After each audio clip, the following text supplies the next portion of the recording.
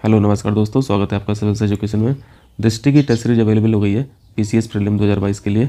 दृष्टि वाले 16-17 टेस्ट कराते हैं, तो इसको हम लोग कर लेंगे पिछली बार की तरह। हम लोगों ने यूपी पीसीएस 2021 के लिए भी टेस्ट सीरीज की थी दृष्टि की, और इसको कंप्लीट किया था। प्लेलिस्ट पे पड़ी हुई है, आप इसको ज़रूर देखना। चैनल की प्लेलिस्ट पे जाइएगा, आपको यहाँ पे दिख जाएगा। प्लेलिस्ट में जाके स्क्रॉल डाउन करना तो आपको सबसे नीचे यहाँ पे दिख जाएगा दृष्टि यूपी पीसीएस 2021 प्री के लिए हम लोगों ने किया था। इसको हेल्प करेगा, इसको देखना आप लोग। इस प्लेलिस्ट का जो पहला वीडियो है, वीडियो नंबर 1, वो थोड़ा सा ब्लर है, उसको चाहे आप स्किप कर देना, उसके लिए हम माफ़ी मांगते हैं आपसे। इसके साथ साथ हम लोगों ने यूपी पीसीएस आरओ के लिए भी टेस्ट सीरीज की थी 2021 के लिए। ये भी बहुत इंपॉर्टेंट है, आप इसको भी ज़रूर देख लेना, क्योंकि हम लोगों ने इसको भी बहुत डिटेल मैनर में पढ़ा था। पीसीएस आरओ के लिए हम लोगों ने जीएस बेल्ट का किया था, और पीसीएस के लिए दृष्टि का किया था। ठीक है, चलिए ठीक है, फिर शुरू करें। इसमें 2021 वाली टेस्ट सीरीज में जो करंट अफेयर्स के क्वेश्चंस रहे हैं उसको आप स्किप कर देना, बाकी जीके पोर्शन पढ़ लेना। चलिए फिर शुरू करते हैं। आइए, पहला क्वेश्चन पढ़िए। हाल ही में हुनर हाट के 34वें संस्करण का आयोजन कहाँ किया गया? हुनर हाट का मतलब आप लोग जानते होंगे, ये ट्रेडिशनल आर्ट और क्राफ्ट हैं जो माइनॉरिटीज़ की, उनके हेरिटेज को प्रमोट करने के लिए ऑर्गेनाइज किया जाता है। आर्ट या क्राफ्ट यानी कला और शिल्प। हुनर हाट को आप एक तरह से मेले की तरह समझ लीजिए। एक ऐसा मेला जहाँ पर अल्पसंख्यक समुदाय के लोग अपनी बेस्ट कारीगरी को वहाँ पर प्रेजेंट करते हैं।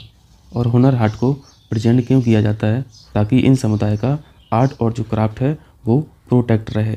आपने एक स्कीम पढ़ी है उस्ताद, वेरी वेरी इंपॉर्टेंट। उस्ताद का मतलब है upgrading the skills and training in traditional art and craft for development, यानी विकास के लिए पारंपरिक कला और शिल्प में कौशल और प्रशिक्षण का उन्नयन। तो आपको यहाँ पे याद रखना है कि हुनर हाट जो है वो उस्ताद स्कीम की एक विंग है, इसी के तहत ये ऑर्गेनाइज किया जाता है। चूँकि माइनॉरिटी का यहाँ पे स्किल और डेवलपमेंट की बात हो रही है, तो इसको ऑर्गेनाइज कौन करता है? Ministry of minority affairs. Clear है? तो यहाँ पे 2 क्वेश्चन पूछे जा सकते हैं, या तो इसको ऑर्गेनाइज कौन करता है, या हुनर हाट किस स्कीम के अंतर्गत ऑर्गेनाइज किया जाता है। और तीसरा क्वेश्चन, इसको ऑर्गेनाइज कहाँ पे किया जा रहा है। बस ये 2-3 क्वेश्चन ही पूछे जाते हैं इसमें। यहाँ पे आप देख सकते हैं मिनिस्ट्री ऑफ माइनॉरिटी अफेयर्स इसको ऑर्गेनाइज कर रही है। 34th एडिशन है, और इसको कहाँ पे ऑर्गेनाइज किया? गुजरात की सूरत में। ठीक है, याद रखना, गुजरात में ऑर्गेनाइज किया गया, तो आंसर गुजरात हो जाएगा। चलिए दूसरा क्वेश्चन देखिए। भारत का पहला ग्रीन म्यूनिसिपल बॉन्ड जारी किया गया किसके द्वारा?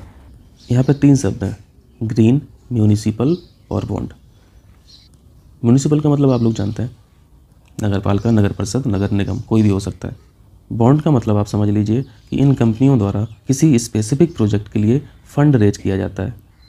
फंड रेज किया जाता है। फंड रेज का मतलब आप इसको उगाही की तरह समझ सकते हो कि पैसों की उगाही की जाती है, क्योंकि उस प्रोजेक्ट को करने के लिए इनके पास पैसा नहीं रहता है, कैपिटल नहीं रहता है। तो कैपिटल को इकट्ठा करने के लिए, पैसा जुटाने के लिए ये लोग बॉन्ड जारी करते हैं। तो ये जो पैसे की उगाही है वो कहाँ से करते हैं? ये पब्लिक से करते हैं। और ये पब्लिक कौन सी होती है? जो पैसा इन्वेस्ट करना चाहते हैं, यानी इन्वेस्टर होते हैं। यहाँ पे कंपनी पब्लिक से बोलती है कि आप बॉन्ड खरीद लीजिए। मान लो 1 लाख का बॉन्ड आपने खरीदा, किसी इन्वेस्टर ने 1 लाख का बॉन्ड खरीद लिया, तो कंपनी बोलेगी हम आपको इस पर हर साल 8% या 7% या 9% का ब्याज भी देंगे, इंटरेस्ट भी देंगे। ये कुछ उसी तरीके का सीन है जैसे आप बैंक में अपना पैसा जमा कर देते हैं और साल का आपको 4% ब्याज भी मिलता है। तो बैंक वाले तो आपको 4% दे रहे हैं, लेकिन जिस कंपनी ने बॉन्ड जारी किया वो आपको 8% का इंटरेस्ट दे रहा है। तो इन्वेस्टर अपना पैसा बैंक में जमा करेगा या फिर इस बॉन्ड को खरीदेगा? ऑब्वियसली इस बॉन्ड को खरीदेगा, क्योंकि यहाँ पे 8% मिल रहा है उसको। और जब कंपनी द्वारा उस प्रोजेक्ट को पूरा कर लिया जाता है तो आपका मूलधन भी वापस कर दिया जाता है। हर साल आपको इंटरेस्ट भी मिलेगा और आपका मूलधन भी प्रोजेक्ट खत्म होने के बाद मिल जाएगा वापस। इसको आप एक तरह से चंदे की तरह समझ लीजिए। कंपनी द्वारा चंदा में पैसा उगाया जाता है, लेकिन उस चंदे पे कंपनी आपको इंटरेस्ट भी देती है और आपका चंदा जितना लिया था वो भी वापस कर देती है एक समय के बाद। बस इसको धार्मिक चंदे की तरह मत समझना। धार्मिक चंदे में तो आपको रिटर्न बस क्या मिलता है? आपको भंडारा मिलता है खाने को। लेकिन यहाँ पर जो चंदा है, इस चंदे में आपको एनुअल्स रिटर्न्स मिल रहे हैं, इंटरेस्ट भी मिल रहा है और आपका मूलधन भी वापस किया जा रहा है। तो इससे होता क्या है? कंपनी को पैसा जुट जाता है, इकट्ठा हो जाता है, फंड रेज वो कर लेते हैं अपने प्रोजेक्ट को करने के लिए। और वो प्रोजेक्ट ऐसा होता है जो इन्वायरमेंटल सेंसिटिव इश्यूज़ को देखता है, इसलिए उसको ग्रीन बोला जाता है। क्लियर है? समझ में आया? अब जैसे एक कॉर्पोरेशन है, तो कॉर्पोरेशन क्या करेगा एनवायरनमेंट के लिए? कॉर्पोरेशन का काम क्या है? म्यूनिसिपल्स का जो सबसे बड़ा काम है वो तो है शहरों को साफ रखना। यानी ये अपना पैसा जो फंड रेज किए थे वो कहाँ पे यूज करेंगे? वो वेस्ट मैनेजमेंट में यूज करेंगे, वाटर ट्रीटमेंट में करेंगे, वाटर ट्रीटमेंट प्लांट में यूज करेंगे। यहाँ तक क्लियर है? तो याद रखना, भारत की पहली म्यूनिसिपल है गाजियाबाद जिसने इस तरह का बॉन्ड जारी किया है। यहाँ पे बी ऑप्शन हो जाएगा। म्यूनिसिपल्स में पहला गाजियाबाद है। क्लियर है? अगर ऐसा कुछ पूछ ले क्वेश्चन कि भारत का पहला ग्रीन बॉन्ड किस संस्था ने शुरू किया था, तो वो यस बैंक ने किया था, यस बैंक ने। लेकिन आपको यहाँ पे म्यूनिसिपल के बारे में पूछा गया था, तो भारत की पहली म्यूनिसिपल गाजियाबाद नगर निगम है। चलिए तीसरा कीजिए। तीसरा क्वेश्चन है, पौधे किस रूप में नाइट्रोजन ग्रहण करते हैं? नाइट्रोजन का फॉर्म कैसे कैसे चेंज होता है एटमॉस्फेयर में, इसको समझने के लिए तो आपको नाइट्रोजन साइकिल पढ़नी पड़ेगी। वैसे आपने पढ़ा भी होगा, आपको पता है कि अर्थ एटमॉस्फेयर में 78% नाइट्रोजन है। और आप ये भी जानते हैं कि नाइट्रोजन साइकिल में नाइट्रोजन की फॉर्म कैसे कैसे चेंज होती है, कैसे बायोलॉजिकल और फिजिकल प्रोसेस से नाइट्रोजन का रूप बदलता है। इस साइकिल में पहले नाइट्रोजन का फिक्सेशन होता है, तो हम लोग पहला प्रोसेस फिक्सेशन पढ़ते हैं। फिर आपने अमोनिफिकेशन पढ़ा होगा, अमोनिफिकेशन होता है। फिर नाइट्रिफिकेशन होता है, ठीक है, नाइट्रिफिकेशन। ये इसी पे बेस्ड क्वेश्चन पूछा गया है नाइट्रिफिकेशन में, क्योंकि यहीं पे नाइट्रोजन नाइट्रेट की फॉर्म में चेंज हो जाता है, नाइट्रेट की फॉर्म में। और ये सब हो कहाँ पर रहा है? ये हवा में नहीं हो रहा है, हवा में मतलब एटमॉस्फेयर में नहीं हो रहा है, ये विद इन द सॉइल हो रहा है, मिट्टी में हो रहा है। मिट्टी यानी जहाँ पे पौधों की जड़ें रहती हैं, रूट्स रहती हैं। इसका मतलब है कि जो पौधों की रूट्स हैं वो नाइट्रोजन ना लेके नाइट्रेट को एब्जॉर्ब करती हैं, नाइट्रेट को ग्रहण करती हैं। फिर इन सभी प्रोसेस में नाइट्रिफिकेशन के बाद डीनाइट्रिफिकेशन हो जाता है। डीनाइट्रिफिकेशन का मतलब जहाँ से शुरुआत हुई थी वहीं पे वापस आ गई, यानी एटमॉस्फेयर से नाइट्रोजन सॉइल के अंदर गई थी और सॉइल से बाहर डीनाइट्रिफिकेशन के बाद नाइट्रोजन के फॉर्म में ही वो वापस आ गई। इस तरह का कुछ सीन रहता है नाइट्रोजन साइकिल में। हमने आपको ओवरव्यू यहाँ पे बताया। तो यहाँ पे सीख लिया आपने कि पौधे किस रूप में नाइट्रोजन ग्रहण करते हैं, तो आपने नाइट्रेट के फॉर्म में यहाँ पे जान लिया। डी ऑप्शन करेक्ट हो जाएगा। ध्यान रखना, एटमॉस्फेयर में जितने भी नाइट्रोजन है 78%, पौधों की ये लिमिटेशन है कि वो इस नाइट्रोजन को एब्जॉर्ब ही नहीं कर पाता, यूज ही नहीं कर पाता। ये यूजलेस है पौधों के लिए। तो फिर यूजफुल कहाँ पे है? यूजफुल सॉइल के अंदर है, ठीक, जहाँ पे नाइट्रिफिकेशन होता है। फिर भी अगर आपसे पूछा जाए कि एटमॉस्फेयर में जो नाइट्रोजन है इसमें से कुछ भी मात्रा पौधे नहीं ले पाते हैं क्या, तो ऐसा भी नहीं बोलना है, कुछ मात्रा यूज भी कर लेते हैं वो, ठीक है। यहाँ पे यूजलेस का मतलब ये मत समझ लेना कि प्लांट इसको मतलब बिल्कुल भी मात्रा में यूज नहीं कर पाते हैं। आपको पता है प्लांट्स अपना भोजन कैसे बनाते हैं? फोटोसिंथेसिस से। फोटोसिंथेसिस में क्या चाहिए? लाइट चाहिए। किसको चाहिए? पत्तियों को चाहिए। क्लियर है? प्लांट्स की पत्तियों को चाहिए, यानी पत्तियाँ सनलाइट को कैप्चर करती होंगी। लेकिन इन पत्तियों में ऐसा क्या होता है जिससे सनलाइट को वो कैप्चर कर लेती हैं? आपने इसको अच्छे से पढ़ा है, वो है क्लोरोफिल, ठीक है। क्लोरोफिल पत्तियों के अंदर ऐसा कॉम्पोनेंट है, ऐसा मॉलिक्यूल है जो सनलाइट को कैप्चर करता है। अब ये क्लोरोफिल एक्टिव स्टेज में रहे या डीएक्टिव स्टेज में रहे, इसके लिए क्या चाहिए उसको? जब उसको नाइट्रोजन मिलता रहता है, तो ये नाइट्रोजन जो है वो एटमॉस्फेयर से पत्तियाँ ग्रहण कर लेती हैं। क्लियर है? तो एटमॉस्फेरिक नाइट्रोजन का लिमिटेड यूज यहाँ पे आप देख सकते हो, क्लोरोफिल को एक्टिवेट करने के लिए ज़रूरत पड़ती है। लेकिन जो मेन यूज है नाइट्रोजन का वो नाइट्रेट के फॉर्म में है, जिससे प्लांट का जीवन चलता रहता है। ठीक है, हो जाएगा। चलिए फिर चौथा कीजिए। मैं अरेंज कर रहा हूँ, तब तक आप लोग पढ़िए।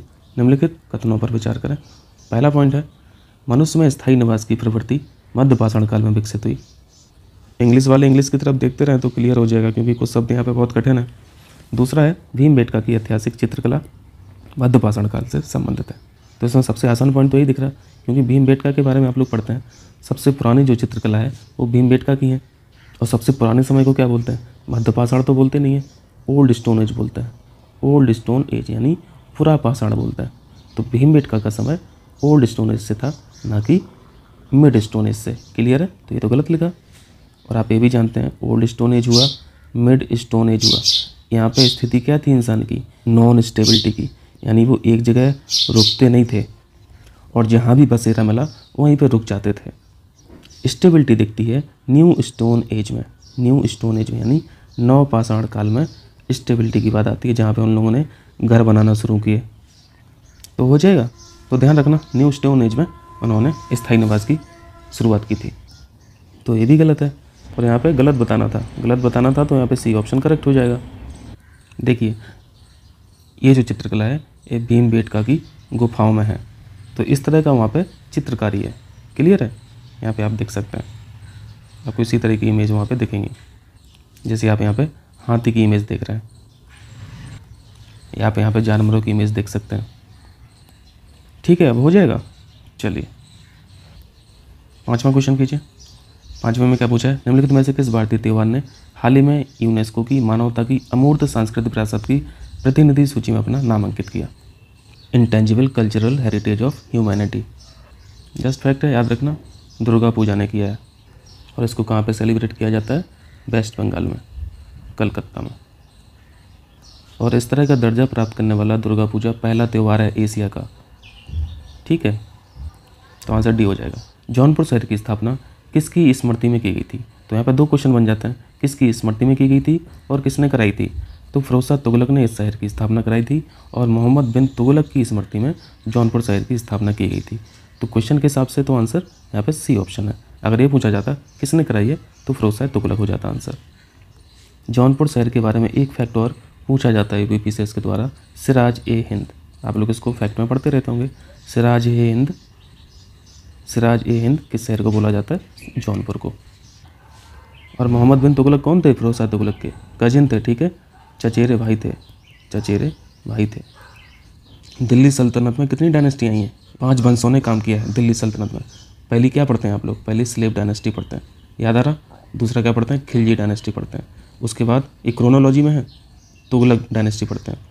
इसके बाद फिर सैयद आते हैं, फिर लास्ट में लोधी डायनेस्टी आती है। तो ये सीक्वेंस रहता है। और एक क्वेश्चन और पूछा जाता है, बहुत इंपॉर्टेंट है, इन 5 वंशों में कि दिल्ली सल्तनत में सबसे बड़ा शासनकाल किस वंश का था। वेरी वेरी इंपॉर्टेंट, आपको याद रखना है तुगलक वंश। तुगलक वंश का शासन सबसे बड़ा था और सबसे छोटा शासन था खिलजी वंश का। खिलजी वंश का सबसे छोटा था और सबसे बड़ा शासनकाल तुगलक वंश का था, याद रहेगा। चलिए आगे आइए, 7वां क्वेश्चन देखिए। 7वें क्वेश्चन में कुछ तो हम लोग रूट वर्ड से पकड़ लेंगे, जैसे सिल्का धूल है, सिल्का लिखा हुआ है तो यहाँ पे सिलिकोसिस से हम लोग कुछ हद तक लिंक कर सकते हैं। तो 3 का तो सिलिकोसिस होगा, ये तो गलत मैच है क्योंकि इसके सामने एंथ्राकोसिस लिखा है। एंथ्राकोसिस से आप एंथ्रासाइट थोड़ा सा समझिए, एंथ्रासाइट यानी कोल है, कोल पार्टिकल से कौन सा रोग होगा, एंथ्राकोसिस, ये भी गलत मैच है। तो ये 2 तो आसान थे, बाकी ये 2 कठिन है क्योंकि इनका root word English root word नहीं है, दूसरी लैंग्वेज का रूट वर्ड है।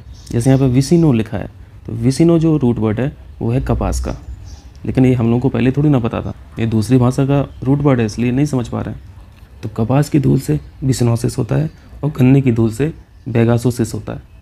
तो इसमें भी वही सीन है, बेगासो जो रूट वर्ड है वो शुगर केन का है, गन्ने का रूट वर्ड है लेकिन दूसरी भाषा का रूट वर्ड है। तो अब क्या कर सकते हैं, याद ही रखना पड़ेगा। यानी पहला दूसरा सही मैच है, तीसरा चौथा गलत मैच है। यहाँ पे गलत मैच बताना था तो तीसरा और चौथा करेक्ट आंसर हो जाएगा। 8वां क्वेश्चन देखिए, नचिकेता और यम के मध्य प्रसिद्ध संवाद का उल्लेख निम्नलिखित में से किस उपनिषद में मिलता है। फेमस डायलॉग के बारे में पूछ रहे हैं। यम एक देवता थे जिनको मृत्यु का देवता कहा जाता था और नचिकेता एक 12 वर्ष का बालक था जिन्होंने मृत्यु के अर्थ को जानने के लिए घर त्याग दिया था, फिजिकल वर्ल्ड से दूर चले गए थे। ये फेमस डायलॉग कठोपनिषद में मिलता है। कठोपनिषद, सी ऑप्शन करेक्ट हो जाएगा। उपनिषद को वेदांत भी बोला जाता है। वेदांत यानी last chapter of Vedas. Total उपनिषदों की संख्या 108 है। चलिए नेक्स्ट कीजिए। 9th है, निम्नलिखित में से किसे हाल ही में भूटान का सर्वोच्च नागरिक सम्मान प्रदान किया गया।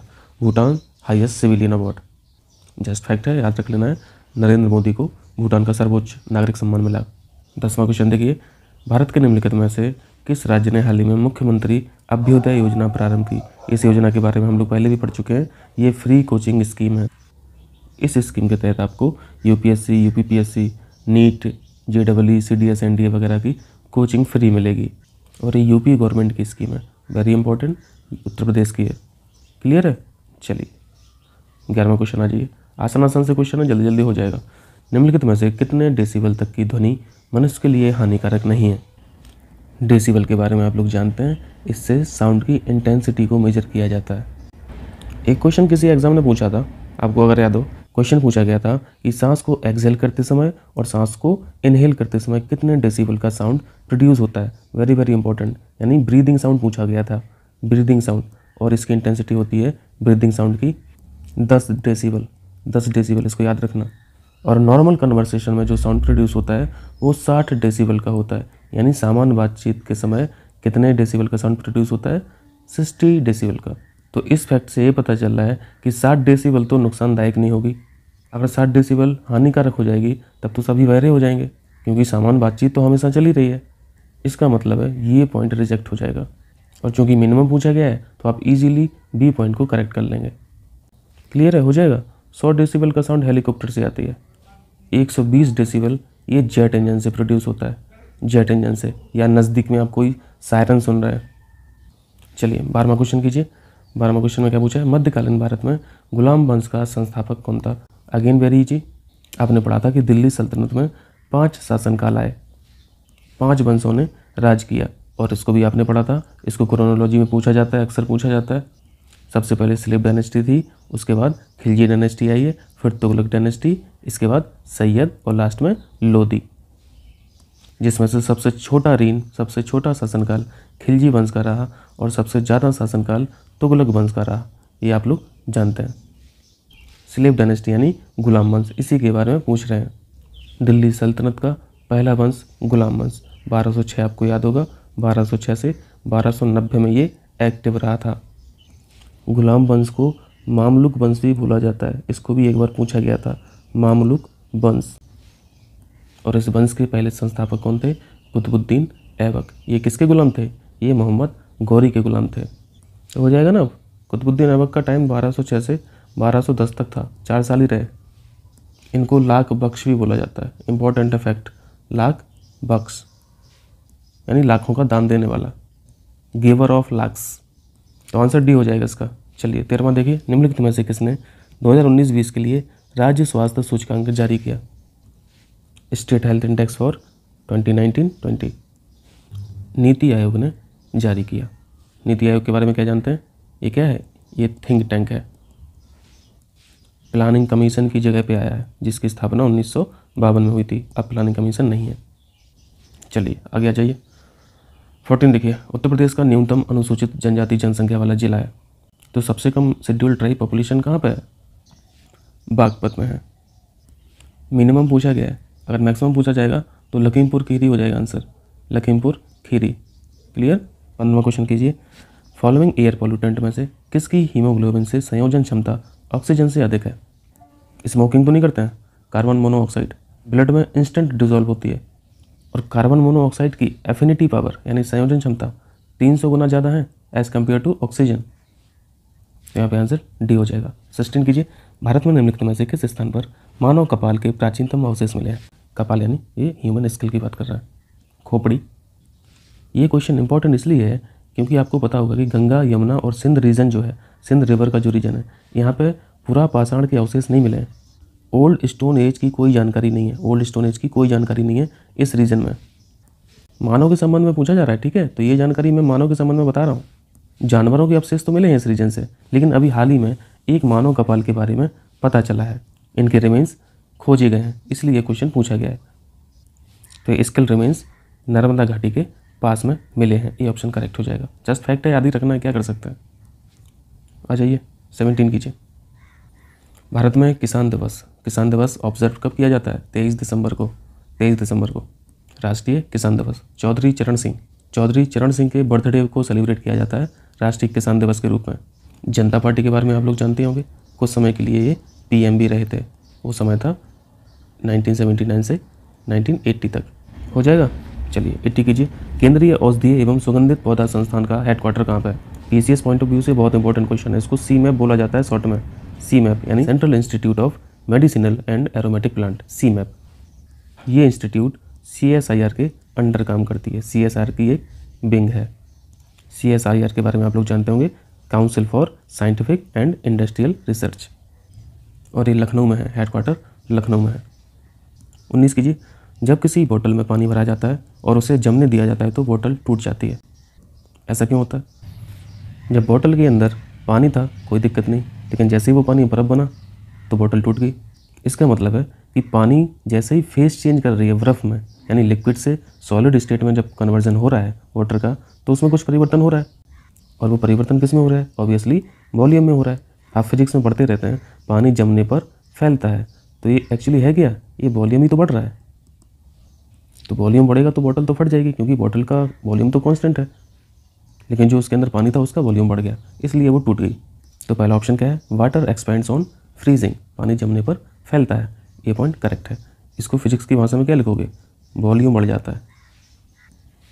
आइए नेक्स्ट कीजिए, 20 क्वेश्चन देखिए। इसमें मैचिंग कराना है शासक से और उनके द्वारा रचित ग्रंथों से। तो यहाँ पे जो सबसे आसान है उसी को पकड़ लीजिए, क्योंकि एंशिएंट हिस्ट्री और मिडिवल हिस्ट्री से इस तरह के क्वेश्चन सबसे कठिन होते हैं पीसीएस में, प्री में। तो आपने अमुक्त माल्यात के बारे में कई बार पढ़ रखा होगा।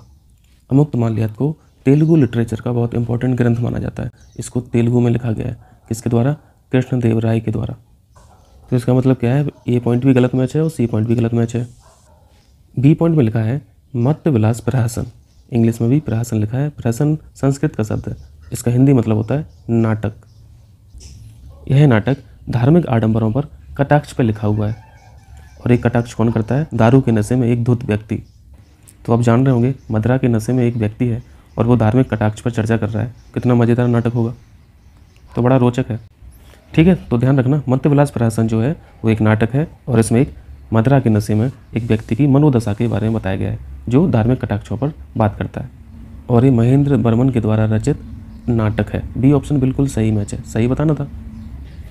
सोमेश्वर का मानसोल्लास था और भोजदेव का समरांगना सूत्रधार था। तो देखो ये सब तो याद रहने से रहे, तो एटलीस्ट जो इजी हैं उनको हम लोग पढ़ लेते हैं। तो मत्तविलास प्रहसन और अमुक्त माल्यात के बारे में याद रखना, तब भी काम हो जाएगा। यहाँ पे फिर से मैच कर दें, महेंद्र देव का मत्तविलास प्रहसन है, कृष्णदेव राय का अमुक्त माल्यात है, सोमेश्वर का मनोल्लास है, और भोजदेव का समरांगना सूत्रधार। चलिए 21 कीजिए जल्दी से। 21 में हाल ही में भारत ने निम्नलिखित में से किस देश के साथ प्रौद्योगिकी आधारित ऊर्जा समाधान यानी technology based energy solutions net zero के लिए नवाचार नामक कार्यक्रम शुरू किया, इनोवेशन फॉर नेट जीरो। ये करंट पॉइंट ऑफ व्यू से बहुत इंपॉर्टेंट है। आपको पता है जलवायु और स्वच्छ ऊर्जा, एनर्जी और क्लीन ऊर्जा की जो चैलेंजेस है उनसे निपटने के लिए इस प्रोग्राम को लॉन्च किया गया, innovation for net zero, America के साथ, यूएसए के साथ। चलिए 22 देखिए, हार्ट बीट कंट्रोल करने के लिए निम्नलिखित में से कौन सा मिनरल इसेंशियल है। हार्ट का काम जानते हैं आप लोग, ब्लड को पंप करना और ब्लड को सक भी करना। पंपिंग यानी पूरे शरीर में ब्लड को फ्लो कराना, सक्शन यानी पूरे शरीर से खून को वापस अपने अंदर लेना। तो ये पूरे शरीर से ब्लड हार्ट तक पहुंच कैसे रहा है, आर्टरीज पढ़ के रखा है आपने, बीन्स पढ़ के रखा है। आर्टरी बीन्स यानी एक तरह से ट्यूब समझ लीजिए, एक मशीन में ट्यूब लगी हुई हैं। अब यहाँ पे आपको ये समझने की ज़रूरत है, हार्ट से जो ब्लड बाकी बॉडी में जा रहा है, ये ब्लड होता है ऑक्सीजनेटेड ब्लड। इसका मतलब समझ रहे हैं, यानी इस ब्लड में ऑक्सीजन रिच रहती है। जब इस ब्लड को पूरी बॉडी यूज कर लेती है तो उसमें ऑक्सीजन की मात्रा कम हो जाती है। तो ऑक्सीजन ब्लड वाली जो ट्यूब होती हैं, यानी ये जो ट्यूब मैंने बनाई है, इसे बोलते हैं आर्टरी। और जब इस ऑक्सीजनेटेड ब्लड को पूरा शरीर यूज कर लेता है तो उस ब्लड में ऑक्सीजन की मात्रा कम हो जाती है, उस ब्लड को बोला जाता है डीऑक्सीजनेटेड ब्लड, उसमें ऑक्सीजन की मात्रा कम हो गई है। तो ऐसे ब्लड को वापस हार्ट के अंदर लाया जाता है ताकि वो फिर से ऑक्सीजनेटेड हो सके। तो ये काम कौन सी ट्यूब करती है, इस ट्यूब को बोला जाता है, जल्दी से बताइए, बीन्स बोला जाता है, बीन बोला जाता है। हिंदी में बोला जाता है इसे सिरा, सिराएँ, और आर्टरी को बोला जाता है धमनी। अब समझ में आ रहा, इन दोनों का काम समझ में आया। और ये ट्यूब के अंदर जो ब्लड फ्लो कर रहा है, ऑक्सीजनेटेड हो या फिर डीऑक्सीजनेटेड ब्लड हो, इस फ्लो को रेगुलेट करना बहुत ज़रूरी होता है। अगर आप इस फ्लो रेट को बढ़ा देंगे तो अल्टीमेटली किस पे फ़र्क पड़ेगा, मशीन पे फ़र्क पड़ेगा, हार्ट पे फ़र्क पड़ेगा। तो यही फ्लो रेगुलेट करने के लिए शरीर को पोटेशियम की ज़रूरत पड़ती है, वेरी वेरी इंपॉर्टेंट। समझ आया, हो जाएगा। तो इसका आंसर क्या हो जाएगा, बी ऑप्शन करेक्ट हो जाएगा। ब्लड को आयरन की भी ज़रूरत होती है, क्योंकि आयरन से आप लोग जानते हैं, आयरन से क्या बनता है, हीमोग्लोबिन बनता है। और हीमोग्लोबिन का काम क्या है, ये ट्रांसपोर्टर है, ये ट्रांसपोर्टर ऑफ ऑक्सीजन है। हीमोग्लोबिन की मात्रा कम हो जाएगी ब्लड में तो ऑक्सीजन ट्रांसपोर्ट नहीं होगी। 23 में मैचिंग कराना है, आसान सा क्वेश्चन है। नाना साहब के बारे में आप लोग जानते होंगे, ये कानपुर से बिलोंग करते थे। कुंवर सिंह ये आरा यानी बिहार, बख्त खान दिल्ली और मौलवी अहमदुल्ला अवध, रानी लक्ष्मीबाई झांसी, बेगम हजरत महल लखनऊ, ये सब आप लोग जानते हैं। तो इसको मिला लेना आप। चलिए 24 कीजिए। इक्वेटर निम्नलिखित किन देशों के समूह से होकर गुजरती है। प्लेलिस्ट पे मैप बेस्ड MCQ सीरीज पड़ी हुई है, उसको आप देख लेना, बहुत हेल्प करेगी। इस मैप को देखिए, आपको पहले भी बताया गया है कि इक्वेटर 13 कंट्रियों को टच करती है। बिल्कुल पश्चिम से शुरू करो तो सबसे पहला देश इक्वेटर है, फिर कोलंबिया है, ब्राज़ील, साउथ अमेरिका कंट्री में 3 कंट्री हैं। अफ्रीका कॉन्टिनेंट में आपको इस कंट्री का नाम याद रखना है, साओ टोम एंड प्रिंसिपे, ये आइलैंड है।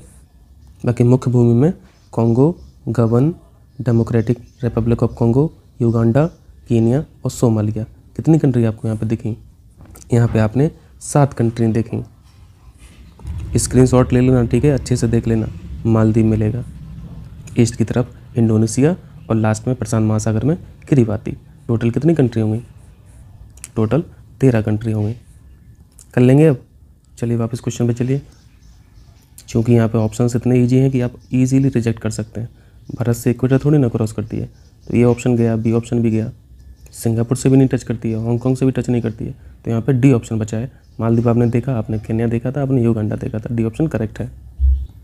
चलिए 25 देखिए, हाल ही में संपन्न इंडिया स्किल्स 2021 क्षेत्रीय प्रतियोगिता आयोजित की गई कहाँ पे? कोई खास इंपॉर्टेंट नहीं है, लेस इंपॉर्टेंट क्वेश्चन है। गांधीनगर, अहमदाबाद दोनों जगह ऑर्गेनाइज की गई थी, सी ऑप्शन करेक्ट है।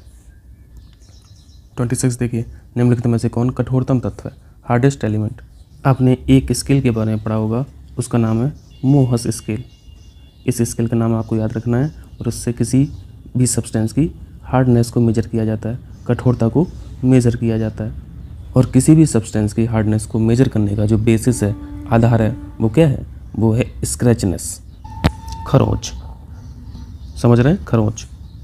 अगर किसी सब्सटेंस में स्क्रैच प्रोड्यूस करने की कैपेबिलिटी ज़्यादा है तो वो कठोर कम होगा, और किसी सब्सटेंस में स्क्रैच हो ही नहीं रहा है, उसका मतलब है वो हार्डेस्ट मटेरियल है, कठोर मटेरियल है।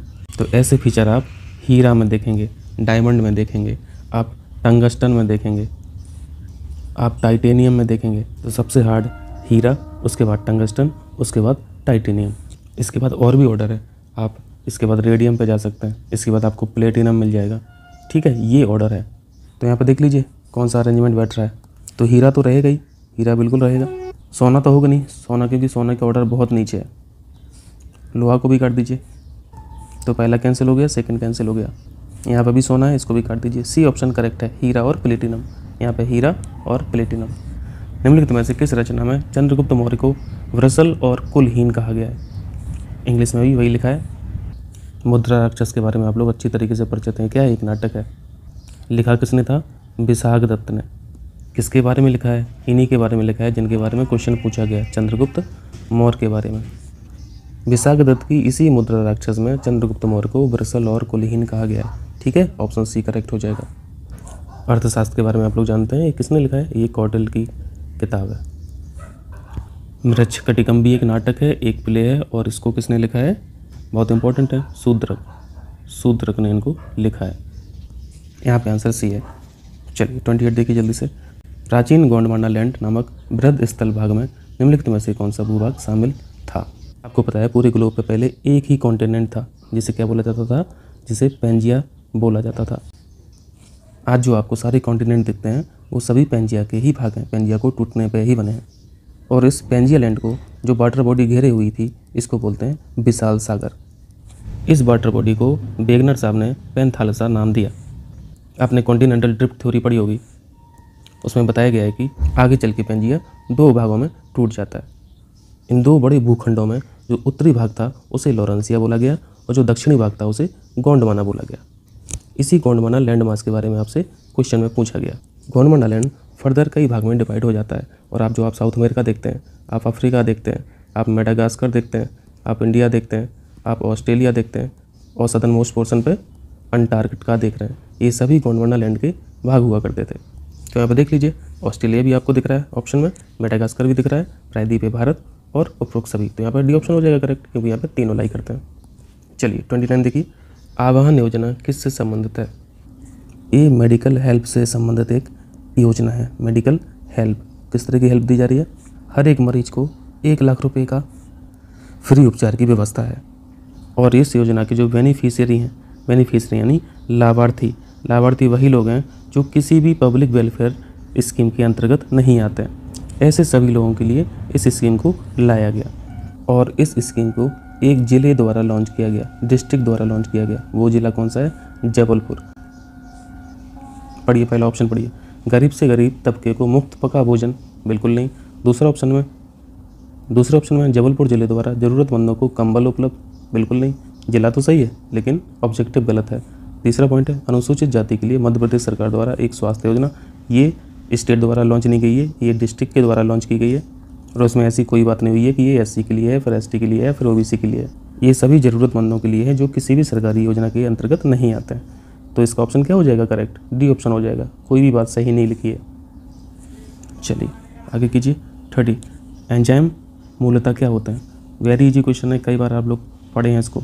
एंजाइम्स बेसिकली प्रोटीन होते हैं। इस पर ज़्यादा डिस्कस नहीं करेंगे क्योंकि हम लोगों ने इस पर पढ़ लिया है। आप लोग 2021 की टेस्ट सीरीज जरूर देखना दृष्टि की, ठीक है? चैनल प्लेलिस्ट पे पढ़िए, हेल्प करेगा आपको बहुत। 31 देखिए, निम्नलिखित व्यक्तियों में से किसने बंगाल विभाजन के परिणाम स्वरूप सबसे पहले ब्रिटिश वस्तुओं के बहिष्कार का सुझाव दिया था?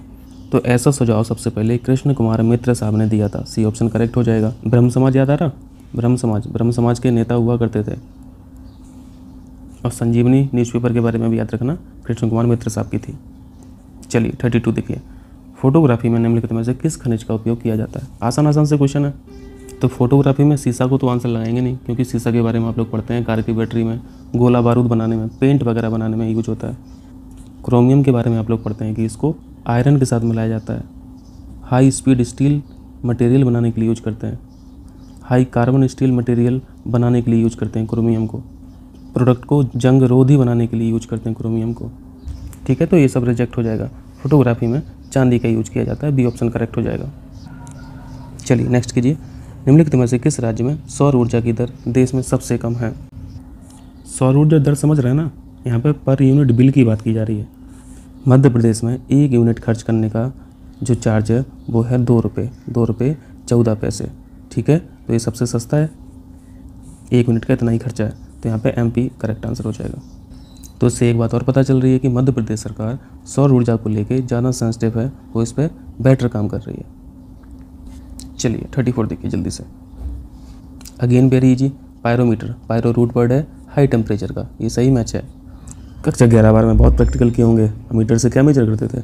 इलेक्ट्रिक करंट मेजर करते थे, ये सही मैच है।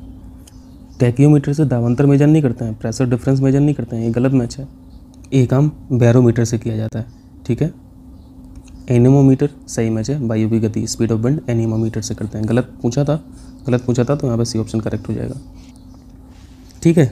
चलिए 35 देखिए, जल्दी से मैच करा दीजिए। वैदिक नदियाँ और उनका मॉडर्न नेम क्या है? तो उसमें जो सबसे आसान है वही मैच करा दीजिए जल्दी से। सतुद्री सतलज से मैच करा दीजिए। कुबा काबुल। सदा नीरा का आधुनिक नाम क्या है? गंडक। और प्रोसणी रावी। तो यहाँ पे कोडिंग क्या बनी? 2314, ठीक है? हो जाएगा। यहाँ पे अस्कनी भी पूछ लेता है कभी कभी, तो अस्कनी किसका पुराना नाम है? ये चिनाव नदी का है, ठीक है? बेतवा का नहीं भूलना, बेतवा बेत्रपति पुराना नाम है। चलिए फिर आगे कीजिए। 2314 बी ऑप्शन करेक्ट हो जाएगा। 36 कीजिए, निम्नलिखित में से कौन सा कारक किसी क्षेत्र की जलवायु को नियंत्रित करते हैं? इसकी कोडिंग है, इसको आप याद रख लीजिए। लो बर्न, इसे लो बर्न बोला जाता है। एल का मतलब है लैटिट्यूड, जो आपको 4th ऑप्शन में दिख रहा है। आप इक्वेटर पर रहेंगे, यहाँ पे अलग क्लाइमेट रहेगा। आप 23.5 पे रहेंगे, अलग क्लाइमेट रहेगा। आप 66.5 पे रहेंगे, अलग क्लाइमेट रहेगा। आप फ्रीजेड जोन में रहेंगे, अलग क्लाइमेट रहेगा। तो अक्षांश क्लाइमेट को कंट्रोल करते हैं। ओ का मतलब है ओशियन करंट, ओशियन करंट यानी महासागरीय धाराएं, ये भी जलवायु को कंट्रोल करती हैं। डब्लू का मतलब है विंड्स यानी पवन, वायु राशियाँ, ये भी क्लाइमेट को कंट्रोल करती हैं। ई का मतलब है एलिवेशन, एलिवेशन यानी ऊंचाई, जो आपको 5th ऑप्शन में दिख रहा है। आपको पता है ऊंचाई पे जाने पर प्रेशर और टेम्परेचर में चेंज होता है। प्रेशर कम हो जाता है ऊंचाई जाने पर और टेम्परेचर भी कम हो जाता है। आपने लैप्स रेट ऑफ टेम्परेचर पढ़ा होगा, बताएंगे 1 डिग्री सेल्सियस कितनी ऊंचाई जाने पर कम हो जाता है। आर का मतलब होता है रिलीफ, रिलीफ यानी हिंदी में बोलते हैं उच्चावच। और लास्ट एन का मतलब होता है नियरनेस टू द वाटर, यानी पानी से निकटता कितनी है, समुद्र से निकटता कितनी है। समुद्र के पास यदि कोई क्षेत्र होगा तो वहाँ पे नमी ज़्यादा होगी, वहाँ पे मॉइस्चर ज़्यादा होगा, तो ये भी जलवायु को कंट्रोल करता है। सी ऑप्शन भी करेक्ट है, 5वां ऑप्शन भी करेक्ट है, 4था ऑप्शन भी करेक्ट है। पहला ऑप्शन है वनस्पति का प्रकार, टाइप्स ऑफ वेजिटेशन, बहुत इंपॉर्टेंट पॉइंट है। कहीं भी आप देखते होंगे सिर्फ ग्रासलैंड है, कहीं भी आप देखते होंगे रेन फॉरेस्ट है। तो जहाँ पे रेन फॉरेस्ट है वहाँ का क्लाइमेट बिल्कुल अलग है, जहाँ पे ग्रासलैंड्स हैं वहाँ का क्लाइमेट अलग है, और जहाँ पे बिल्कुल भी वनस्पति नहीं है वहाँ पे मरुस्थल है। तो ये भी जलवायु को कंट्रोल करते हैं। पहला ऑप्शन भी करेक्ट है। सेकंड ऑप्शन में यहाँ पे औसत वर्षा लिखा हुआ है। औसत वर्षा की जगह अगर कम वर्षा लिखा होता या फिर ज़्यादा वर्षा लिखा होता तब जाके हम लोग कह पाते कि ये जलवायु को नियंत्रित करता है, लेकिन यहाँ पे एवरेज रेनफॉल लिखा, तो एवरेज रेनफॉल से फ़र्क नहीं पड़ेगा जलवायु को। तो यहाँ पे सेकंड पॉइंट को आप रिजेक्ट कर देना। तो ये ऑप्शन गलत हो जाएगा, डी ऑप्शन गलत हो जाएगा। 1 3 4 5 करेक्ट है, सी ऑप्शन करेक्ट हो जाएगा। समझ आया? चलिए 37 देखिए। 37 करंट का क्वेश्चन है। हिंद महासागर नौसैनिक संगोष्ठी इंडियन ओशियन नवल सिम्पोसियम के संदर्भ में हम लोगों को बताना है। पहला पॉइंट है IONS क्षेत्र में केवल नौसैनिक सहयोग और समुद्री डकैती विरोधी अभियानों को देखती है। तो यहाँ पे बिल्कुल ये सही है कि नवल कोऑपरेशन के लिए काम करती है ये सिम्पोसियम, और एंटी पायरेसी ऑपरेशन के लिए भी ये काम करती है। लेकिन इसके साथ साथ आपको याद रखना है ये आपदा राहत के लिए भी काम करती है। क्लियर है? डिजास्टर मैनेजमेंट के लिए भी ये काम करती है। तो यहाँ पे केवल नौसैनिक सहयोग लिखा था और समुद्री डकैती विरोधी अभियान लिखा था, तो गलत हो गया। आपको ऐड करना पड़ेगा आपदा राहत भी, ये पॉइंट गलत है। दूसरा पॉइंट है इस संगोष्ठी के सदस्य फ्रांस, ओमान, मालदीव, म्यांमार है। अब आपको लग रहा होगा कि हिंद महासागर की बात हो रही है, तो फ्रांस इसका सदस्य बन के क्या करेगा, UK इसका मेंबर बन के क्या करेगा। लेकिन आपको ध्यान रखना है कि आप इंडियन ओशियन को देख रहे हैं, वेस्ट में भी इंडियन ओशियन है और ईस्ट में भी इंडियन ओशियन है। और आप इंडिया के साउथ में यहाँ पे देखेंगे तो यहाँ पे फ्रांस के आइलैंड है, UK के आइलैंड है, यहाँ पे अफ्रीका वेस्टर्न कोस्ट के पास भी आप यहाँ पे फ्रांस के आइलैंड वगैरह देखेंगे। तो इन कंट्रियों का भी तो इंटरेस्ट है ना यहाँ पे। तो यहाँ पे फ्रांस भी मेंबर है, UK भी मेंबर है, तो फ्रांस देख के इसको गलत मत कर देना। पॉइंट नंबर 2 बिल्कुल करेक्ट लिखा हुआ है। और 2021 में चेयरमैनशिप जो की थी वो फ्रांस ने ही की थी। तीसरा पॉइंट पढ़िए, वर्तमान समय में इस संगोष्ठी की अध्यक्षता दक्षिण अफ्रीका के पास है। ये गलत है, फ्रांस ने की थी। तो यहाँ पे गलत बताना था, तो पहला और तीसरा पॉइंट गलत है, सी ऑप्शन करेक्ट हो जाएगा। समझ आया? चलिए 38 देखिए। भाप अंगार गैस वाटर गैस में किसका मिश्रण होता है?